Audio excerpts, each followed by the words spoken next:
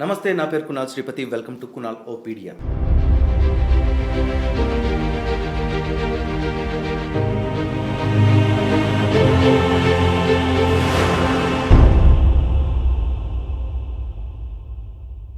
రీసెంట్గా తాండూరు నుంచి హైదరాబాద్కి వచ్చే బస్కి చేవెలలో ఒక యాక్సిడెంట్ జరిగింది.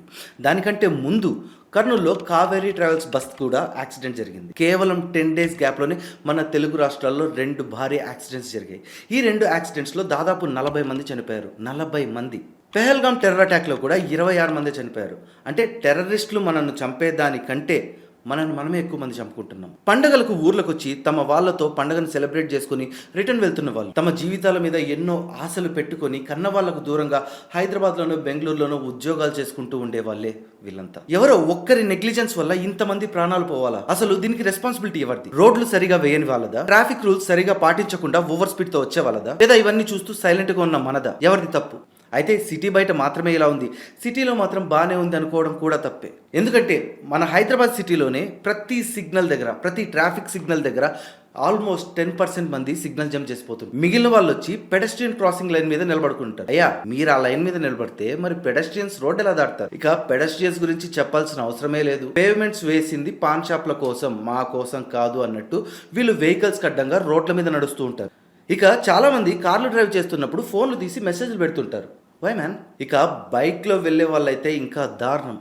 ట్రిపుల్ రైడ్స్ చేస్తుంటారు, సిగ్నల్ వేయకుండా టర్న్ అవుతుంటారు. అసలు కనీసం వెనకలు ఎవరు వస్తున్నారు అనే విషయం కూడా చూడకుండా సైడ్కి తల తిప్పి తుపుక్ అని గుట్కా ఉమ్మేస్తుంటారు. ఇంకొంతమంది అయితే మెయిన్గా స్కూటీలు నడిపేవాళ్ళు.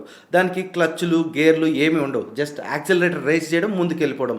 సో వీళ్ళు కాలు మీద కాలు వేసుకొని, నేను చాలా మందిని చూస్తాను, కాలు మీద కాలు వేసుకొని స్కూటీలు నడుపుతుంటారు. ఇక బస్సులు, ఆటోల గురించి అయితే సపరేట్గా చెప్పాల్సిన అవసరం లేదు. అసలు ఫ్రీ లెఫ్ట్ పెట్టింది మా కోసమే, మేము వెహికల్స్ ఆపుకోవడానికే అన్నట్టుంటారు వీళ్ళు. ఇవన్నీ మన దేశంలో జరుగుతున్న యాక్సిడెంట్స్కి కారణాలు.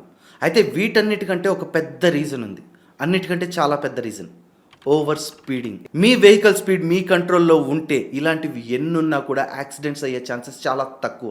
రీసెంట్గా నేను ఒక వీడియో చూశాను. మిడ్ నైట్ టైం ఒక లారీ రోడ్ మీద వెళ్తుంది. లారీ ఆల్మోస్ట్ రోడ్ క్రాస్ టైంలో బైక్ ఓవర్ స్పీడ్లో వచ్చి ఆ లారీని గుద్దేసింది. ఇక్కడ తప్పెవరిది? పెద్ద వెహికల్ అని లారీని తప్పుపడతామా? ఓవర్ స్పీడ్లో వచ్చినందుకు బైక్ని తప్పుపడతామా? స్పీడ్గా వెళ్తే అదేదో సాధించినట్టు ఫీల్ అవుతుంటారు కొంతమంది.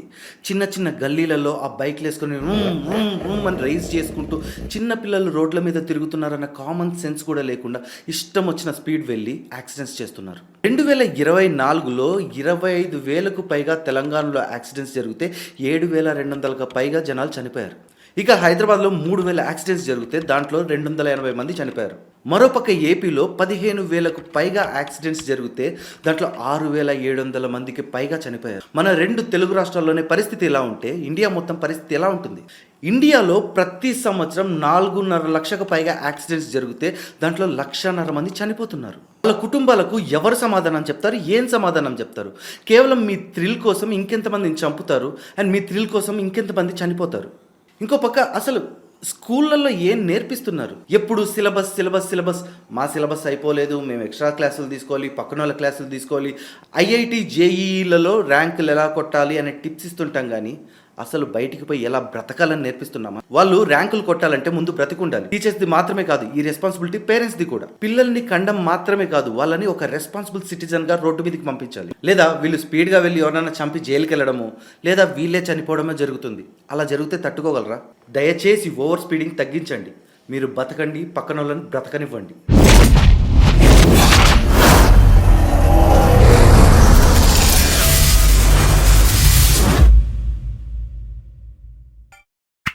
Like, comment, and subscribe.